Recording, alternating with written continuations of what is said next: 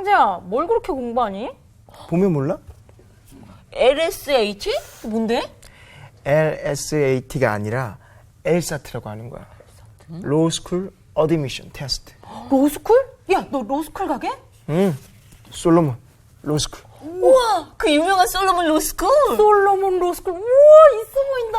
그래서 뭐 하려고? 뭐 하긴 로펌에 취직해서 돈을 왕창 벌 거야. 아니, 뭐 정의를 위한 법조인 이런 거 아니고? 에이, 무슨 그런 올드한 이야기를 해. 상재야, 돈도 좋지만 너 솔로몬 공부부터 다시 해야겠다. 맞아, 솔로몬부터 공부하고 로스쿨이고 뭐고 해. 뭔 소리야? 그럴 시간이 어딨어. 시험이 코앞인데. 야, 30분이면 이거 다.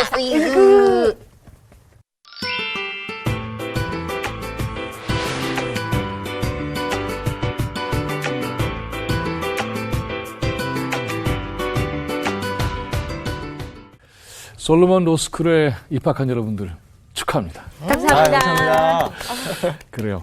여기는 공부를 해서 법조인이 되는 것은 아니고요. 네. 그러니까 정의란 무엇인가, 또 어떤 것이 세상을 바르게 만들어 나갈 수 있는가, 이런 생각들을 배우는 학교입니다. 네. 성경사랑방이 오늘 잠시 솔로몬 로스쿨로 바뀌었습니다. 아, 네. 엘사트 공부하지 않아도 돼요. 네. 다행이네요. 네. 여기서는 BIBLE라고 그건 뭐죠? 바이블. 바이블. 네, 그걸 공부하면 됩니다. 네. 자, 솔로몬 하면은 고대 이스라엘에서는 아주 현군으로 이름이 난 인물이죠. 네. 네. 솔로몬의 아버지는 다윗이고, 네. 네. 이 두 사람은 고대 이스라엘이 굉장히 약했을 때 그 이스라엘을 하나의 강국으로 이렇게 만든 그 통일 군주라고까지 얘기를 할 수가 있어요. 그건 뭐냐면 흔히 우리가 얘기할 때에 12지파란 말을 쓰죠. 네. 네. 이 12지파를 하나로 통합을 해서 새로운 왕국으로 출발시킨 그런 아주 중요한 역사를 만들어냈던 부자지간이죠. 네. 특히 이제 솔로몬의 경우에 있어서는 지혜의 왕이다, 뭐 이렇게 이제 잘 알려져 있는데 이런 얘기가 나온 까닭이 하나 있죠. 네. 솔로몬이 어느 날 하나님께 기도를 합니다. 네. 꿈속에서 하나님이 나타나셔요. 그렇죠. 그렇죠. 그리고서는 뭘 원하니? 그랬더니 솔로몬이 뭐라 그러죠? 지혜를 주십시오. 구하는 거죠. 송사를 듣고 제대로 판단할 수 있는 그런 힘이 필요합니다. 이런 얘기를 한 거예요. 그건 무슨 뜻이냐 하면 여러 족속들이 함께 모여 살면 어떤 문제가 생길까? 당연히 여러 가지 복잡한 갈등과 대립이 있겠죠. 그거를 잘 풀어야만 통일된 나라가 평안하게 이렇게 운영이 되겠죠. 그 사람들이 또 속상한 일도 없게 풀어줘야 되는 것이니까.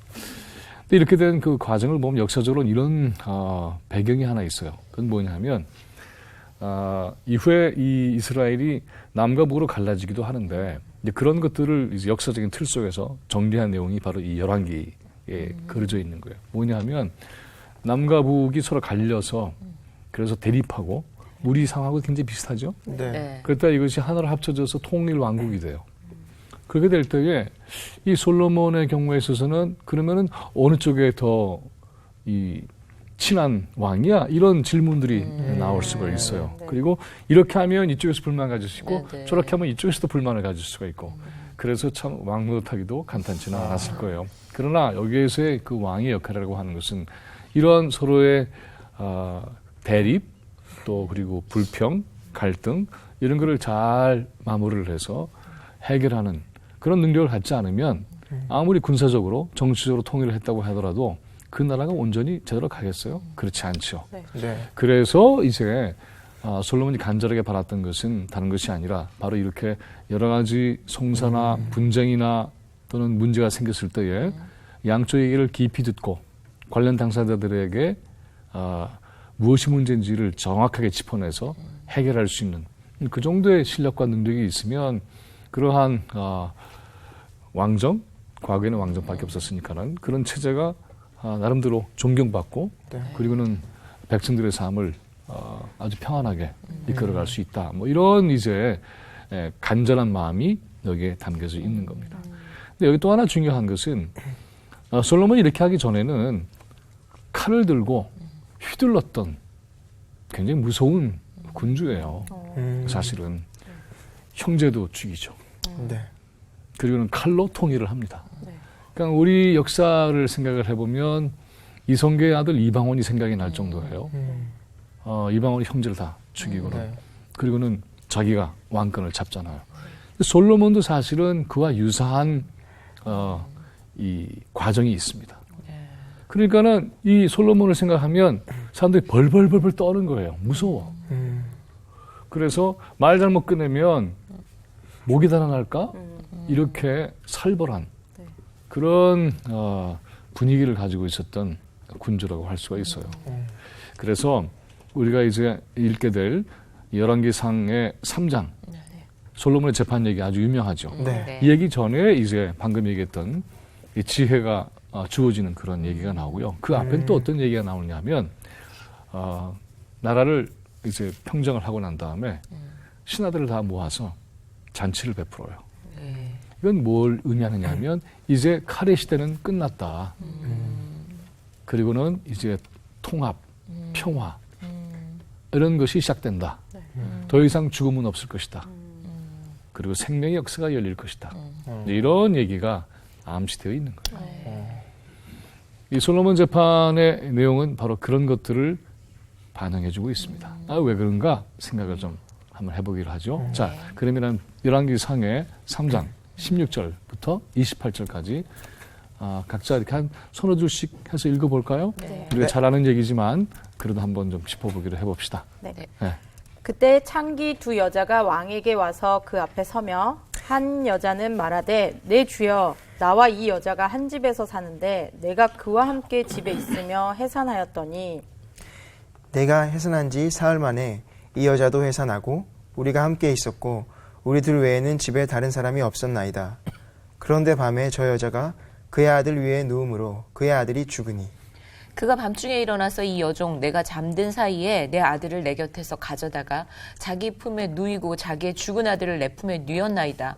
아침에 내가 내 아들을 젖먹이려고 일어나 본즉 죽었기로 내가 아침에 자세히 보니 내가 낳은 아들이 아니더이다 하매 다른 여자는 이르되 아니라 산 것은 내 아들이요 죽은 것은 네 아들이라 하고 이 여자는 이르되 아니라 죽은 것이 네 아들이요 산 것이 내 아들이라 하며 왕 앞에서 그와 같이 쟁론하는지라 왕이 이르되 이 여자는 말하기를 산 것은 내 아들이요 죽은 것은 네 아들이라 하고 저 여자는 말하기를 아니라 죽은 것이 네 아들이요 산 것이 내 아들이라 하는도다 하고 또 이르되 칼을 내게로 가져오라 하니 칼을 왕 앞으로 가져온지라 왕이 이르되 산 아이를 둘로 나누어 반은 이 여자에게 주고 반은 저 여자에게 주라.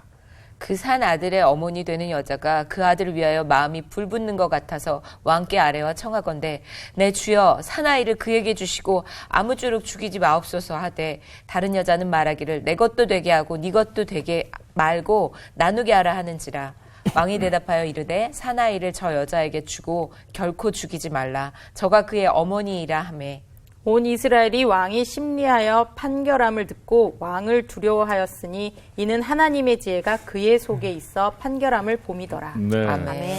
솔로몬 재판이라고 이렇게 우리가 제목을 붙일 수가 있는데 부제는 뭘까요? 부제.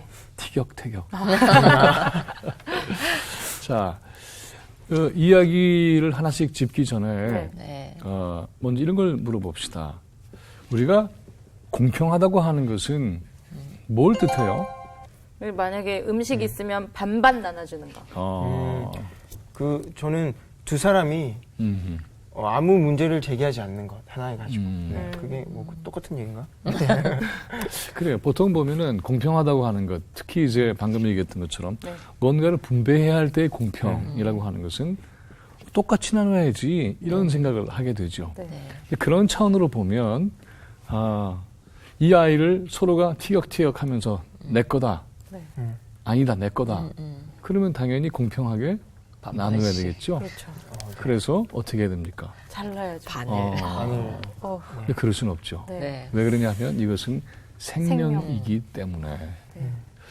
자, 그러니까 물건을 나누는 방식과는 굉장히 다른 거예요. 그렇죠. 그러니까 공평이라고 하는 것, 정의라고 하는 것은 생명 앞에서는 굉장히 긴장된 질문을 우리는 할 수밖에 없습니다.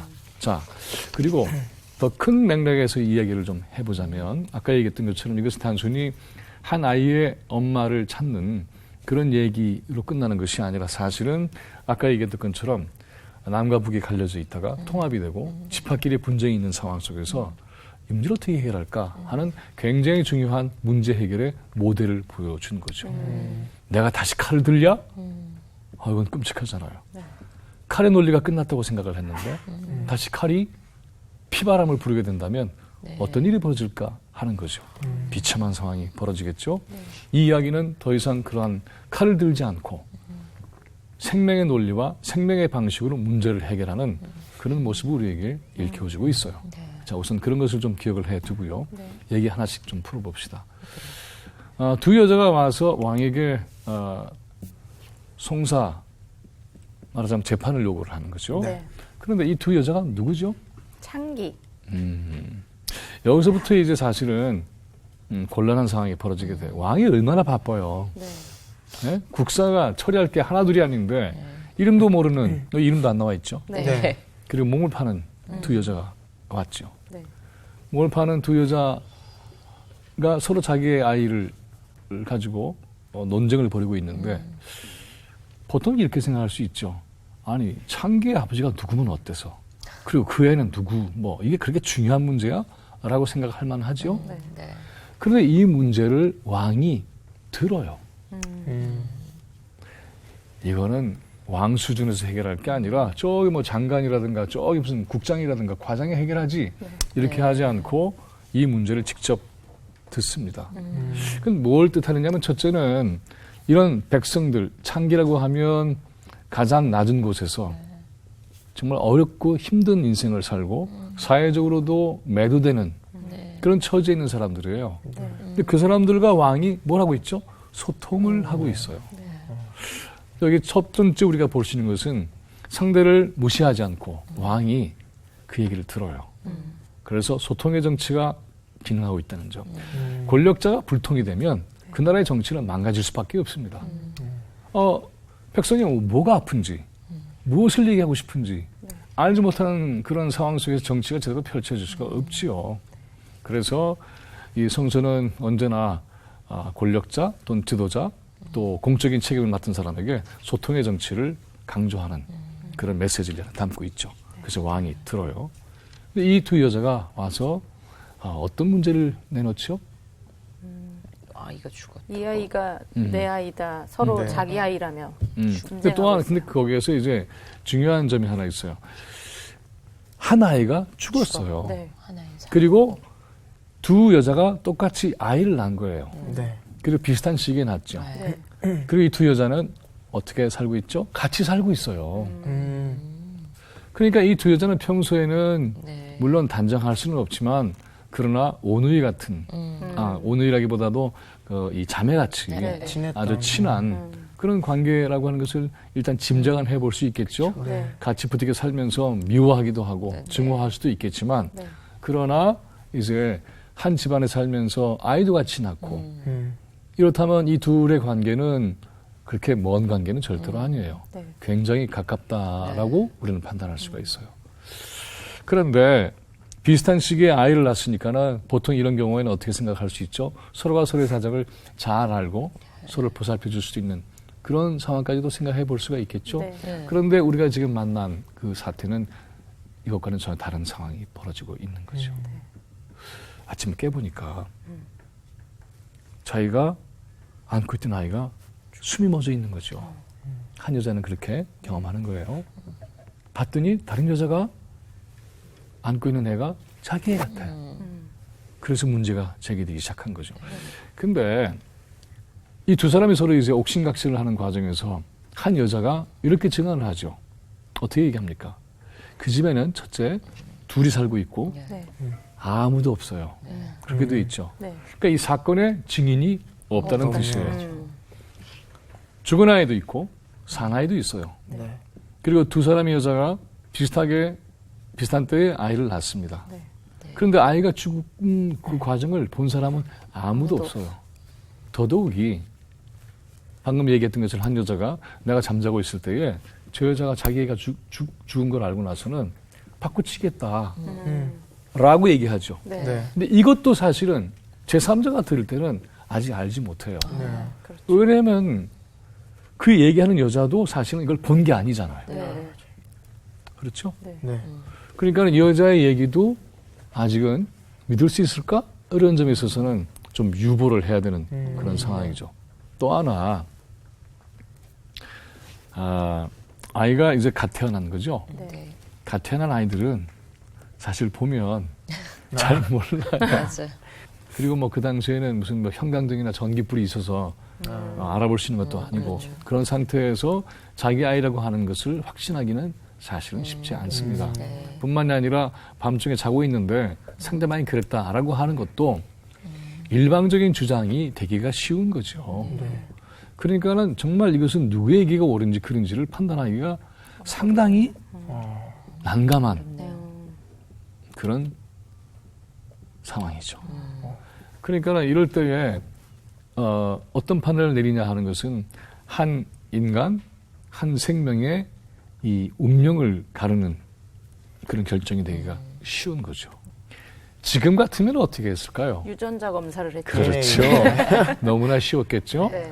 혈액형 검사를 하든가 또 그 다음에 그것을 기초적으로 해서 그 다음 단계가 있거나 아니면 뭐 곧장 DNA 검사를 네.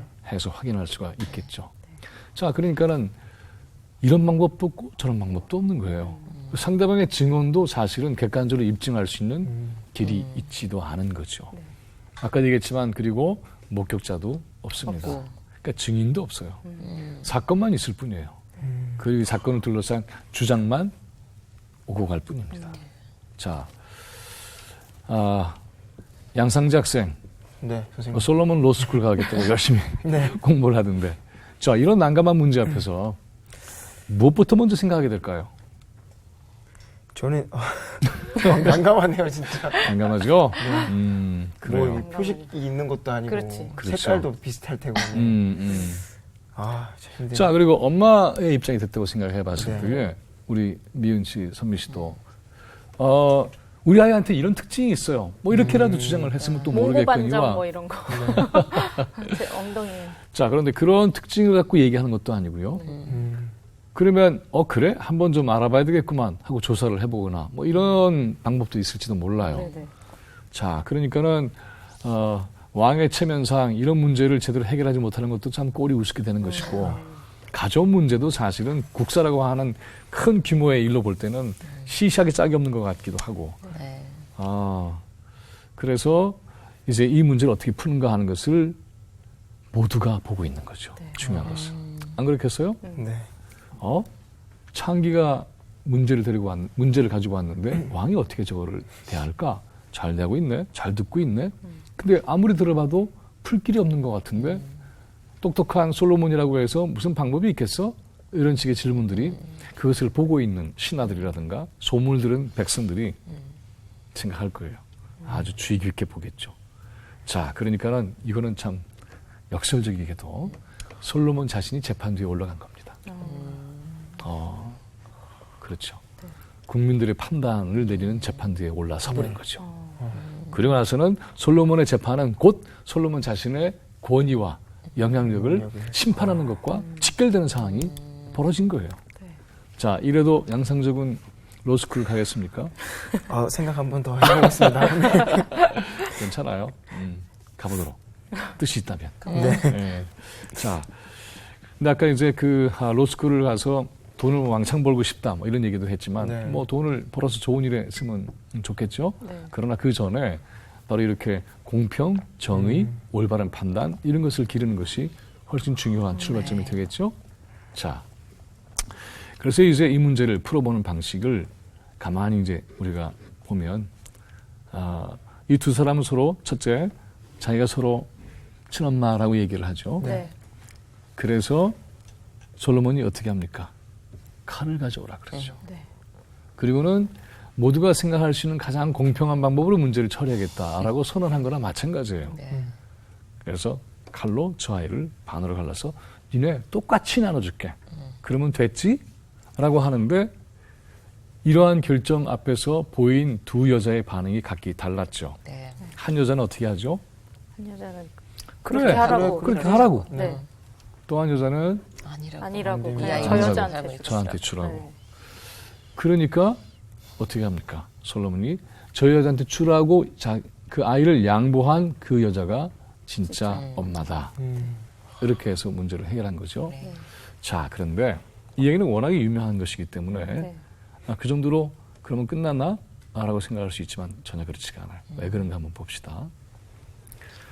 솔로몬이 한 여자의 행동을 보고 그래, 저 여자가 이 아이의 엄마다라고 선언을 했잖아요. 네. 근데 여러분들 이 판단에 대해서 정말 신뢰할 수 있어요? 무슨 근거로? 아니면 어떻게 하려고? DNA 검사를 해서 확인해 볼 방법도 없었는데 네. 확실해요? 근데 이제 네. 부모의 마음이 부모의 마음이 그럴 것이다. 네. 그런데 여러분 보세요. 부모가 언제나 자식을 챙기느냐 그렇지도 않아요. 아이를 버리는 부모들도 있어요. 사실은. 네. 아이를 버린다고 하는 것은 육체적으로 버리는 것으로만 끝나는 것이 아니라 실질적으로는 정신적으로 버리는 경우도 있죠. 그건 뭐냐 하면 너 공부해? 그리고는 그 다음에 막 윽박질러? 그래서 뭐 이렇게 돼야 돼? 그것도 사실은 아이를 위하는 것이 아니라 아이를 버리는 것과 같아요. 정말 그 아이를 제대로 길러내고 있는가 하는 질문 앞에서는 선뜻 대답하기가 어려울 수도 있습니다. 진짜로 그 아이를 위한 방법은 무엇인가 생각했을 때는 여러 가지 방법을 생각해 봐야 되겠죠. 자, 그러니까 제 얘기는 뭐냐 하면 이제 성서에서는 이 여자가 친엄마라고 선언을 하고 있지만 네. 네. 정말 확신할 수 있겠느냐 하는 거죠. 자, 이런 겁니다. 이 얘기가 우리한테 주는 매우 중요한 관점이 하나 있어요. 그건 뭐냐면 사람들은 이 재판을 보면서 그래, 누가 진짜 엄마지? 라고 얘기를 하고 생각을 하겠죠. 네. 그런데 만약에 이 질문의 방식을 이렇게 바꿔봅시다. 이 아이에게 진짜 엄마가 될 수 있는 사람은 누구지? 라고 하는 거죠. 아이의 입장에서. 여자들은 이게 내 거야! 라고 해서 엄마의 입장에서 사고하는 것과 지금 이제 운명이 갈라질 수밖에 없는 그런 상황에 놓여 있는 아이의 입장에서 생각해 볼 때에 이 아이한테 정말 필요한 엄마는 누굴까라고 생각을 하면 어떤 엄마예요? 죽여서라도 내 걸로 만들겠다는 것이 그 엄마예요? 아니면은 아니야, 절대 그럴 수 없어. 내가 혹시 희생이 된다 하더라도 이 아이의 생명이 훨씬 중요해 라고 얘기하는 것이 진짜 엄마의 자격이 있을까요? 어느 쪽이에요? 그 후자죠. 부자예요. 당연히 그렇죠. 네. 솔로몬의 지혜의 놀라운 대목은 바로 여기에 있는 겁니다. 솔로몬은 DNA로 확인할 방법이 절대로 없어요. 네. 혈액 검사를 해서 엄마를 확인할 수 있는 것도 주어진 방법이 될 수가 없는 시대였습니다.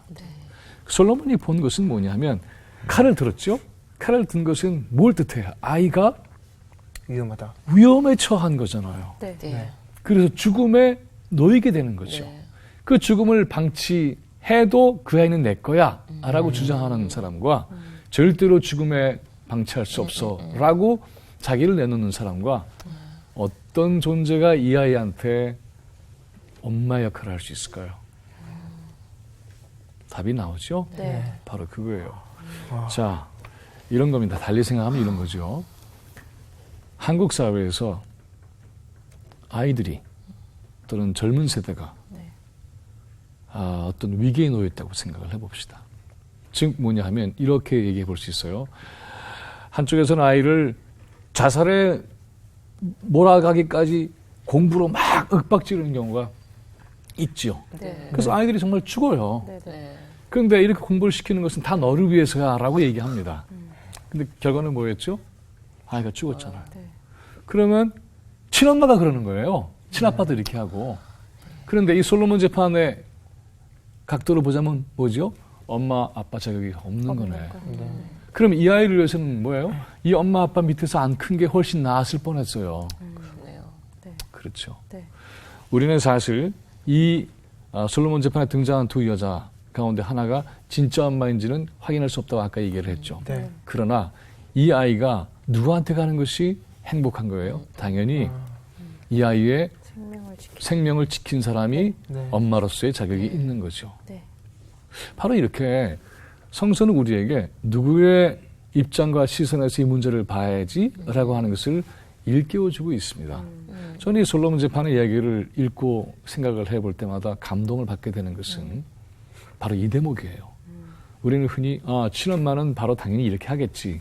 그런데 사실 좀 더 생각해보면 현실에서 아닌 경우가 하나둘이 아니잖아요. 친엄마는 언제나 자식을 사랑하고 친엄마가 아닌 사람은 그렇지 않다? 그렇지 않아요. 계모라는 말이 우리 사회에서는 아주 부정적이고 좋지 않은 이미지로 그렇게 들리기도 하지만 계모는 친엄마를 대신해서 이어준 네. 그런 엄마죠. 네. 그렇게 해서 자기가 실제로 낳지를 않아도 그러나 그 아이를 정말 자기의 친자식처럼 애써서 기르는 엄마들도 적지 않게 있습니다. 그 과정에서 예를 들자면 야단을 치고 싶어도 야단 치지 못하는 경우도 얼마나 많겠어요. 네. 혹시 아이가 상처받을까? 오해를 할까? 자, 그러니까 친엄마인가 아닌가가 중요한 게 아니라 엄마인가 아닌가가 훨씬 중요해요. 네. 그래서 어떤 엄마로서 이 아이를 길러낼 수 있는 존재인가를 스스로에게 묻게 만드는 거죠.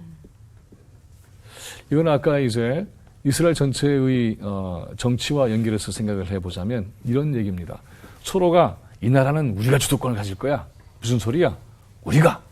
그래서 나중에 어떻게 될까요? 전쟁을 불사고라도 이건 내 걸로 만들 거야. 이렇게 하면 칼을 들고 아이를 반으로 가는 것과 똑같은 거죠. 죽여서라도 내 걸로 만들겠다라고 한다면 그 결과는 어떻게 되겠습니까? 전쟁을 통해서 폐허가 되고 얼마나 많은 사람들이 죽어요. 죽겠어요. 네. 그렇죠. 그래 괜찮아. 내 꾀 안 된다 하더라도 이 나라가 생명으로 유지되는 것이 훨씬 소중해. 나는 손 띨게. 이러면 그 사람이 진짜 이 나라를 사랑하는 사람이 되는 거죠. 네. 남북을 통해서 생각해봐도 그래요. 우리가 오랜 세월 때는 분단 체제 속에 살고 있는데 전쟁을 불사고라도 통일을 하겠다? 얼마나 무서운 생각이에요. 얼마나 많은 사람이 죽겠습니까? 우리는 전쟁도 겪어봤어요. 네. 그렇기 때문에 그것은 절대로 안 되는 거죠. 네. 자, 그래서 향후에 남과 북도 서로가 기득권이나 이런 것들을 하나씩 서로 양보해가면서 정말로 우리 민족을 살릴 수 있는 생명을 살릴 수 있는 방법이 무엇일까를 아주 지혜롭게 내놓는 것이 필요하겠죠. 네. 이게 솔로몬 재판이 우리에게 가르쳐주고 있는 우리 민족의 분단과 관련되어 있는 일겸이 아니겠어요? 네. 똑같은 거예요. 그러니까는 예를 들자면 우리 일상사에서도 마찬가지예요. 인간 사이에 이런 송사도 생길 수도 있고 문제도 생길 수 있겠죠. 또 여러분이 나중에 결혼을 하고 가정을 꾸리고 아이를 낳고 자라나서 자식과 부모 사이에서도 어떤 대립과 갈등이 생길 수도 있어요. 또 키우는 과정에서도 갈등이 생기겠죠. 근데 더 중요한 게 뭐냐 이럴 때에 관계의 생명력을 유지하는 것이 더 중요할까? 아니면은 내 뜻을 관철하는 게 더 중요할까? 이렇게 생각했을 때에 역시 답이 나오겠죠? 네. 관계의 생명을 유지하는 게 생명. 훨씬 중요해요. 네. 이걸 놓치게 되면 그 다음에는 서로가 등 돌리는 거죠. 서로 말 안 하는 것이고 그 다음에 소통이 끊어지게 되죠. 소통이 일단 끊어지면 서로에 대한 영향력은 없어지는 거예요. 그 다음에 함께 할 수 있는 그러한 삶의 기회도 허공에 날아가 버리는 거죠. 솔로몬은 이것을 깨달은 겁니다. 한 나라의 분쟁을 생명이라고 하는 원칙 위에서 해결하는 방법을 찾은 거죠. 사람들 생각할 때 하찮은 창기인 것 같지만 그래서 그 아버지가 누군지 그 누구 알아서 뭐해? 대단한 일이야? 이렇게 생각하고 그 애가 누구 애면 또 어떠냐고 이렇게 생각할 수 있는 것도 깊이 경청을 해서 이렇게 풀었어요. 네. 그래서 두 가지 얘기 정리를 해보고 싶어요. 세상을 살면서 사람들은 저건 하찮은 것들이야. 하찮은 사람은 세상에 아무도 없어요. 네. 어떤 문제든지 그 사람 당사자에게는 절박한 문제입니다. 이 절박한 문제에 귀를 기울이는 지도자, 귀를 기울이는 사회, 귀를 기울이는 교회, 귀를 기울이는 우리. 여기에 하나님의 솔로몬의 지혜가 주어진다면 금상첨화겠죠? 네. 또 하나는 어떤 갈등과 분쟁이 있을 때에 그것을 해결하는 원칙은 무엇? 생명이다. 그렇죠. 생명의 문제를 절대로 소홀히 하지 말아야 합니다. 이걸 원칙에 놓으면 그 원칙을 제대로 관찰하는 사람이 우리 사회에서 소중한 사람이 될 수가 있는 거예요. 이 생명의 원칙을 뭉개버리고 다른 것을 얻고자 하면 그 사람은 우리가 솔로몬 재판에서 봤던 것처럼 엄마의 자격이 없는 여자와 같은 거죠.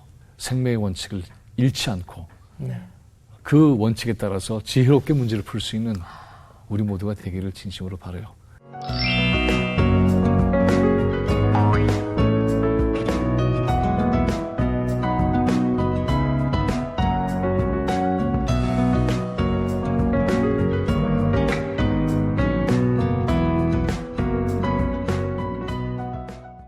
로스쿨 들어오니까 괜찮아요? 네, 그것도 솔로몬 너무 로스쿨? 괜찮습니다.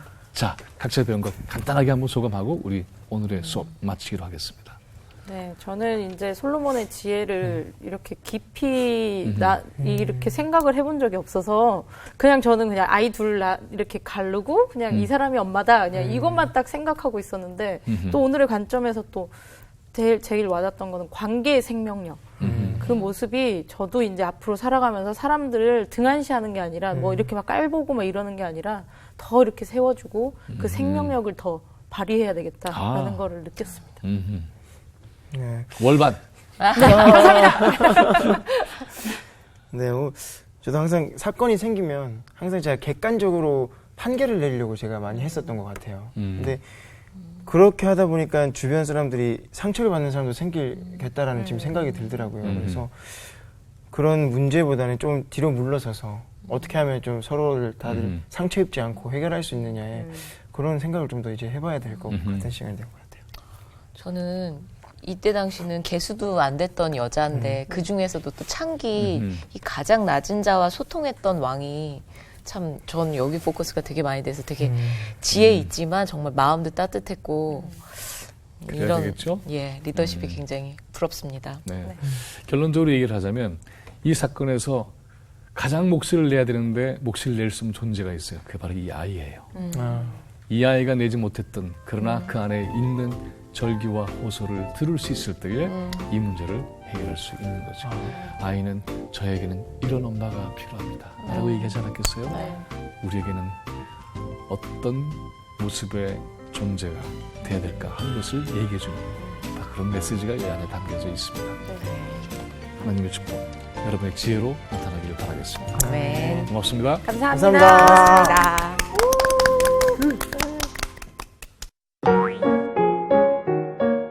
성경사랑방 홈페이지에 궁금하신 점이나 시청 소감을 남겨주신 분들에게는 추첨을 통해 선물을 드립니다.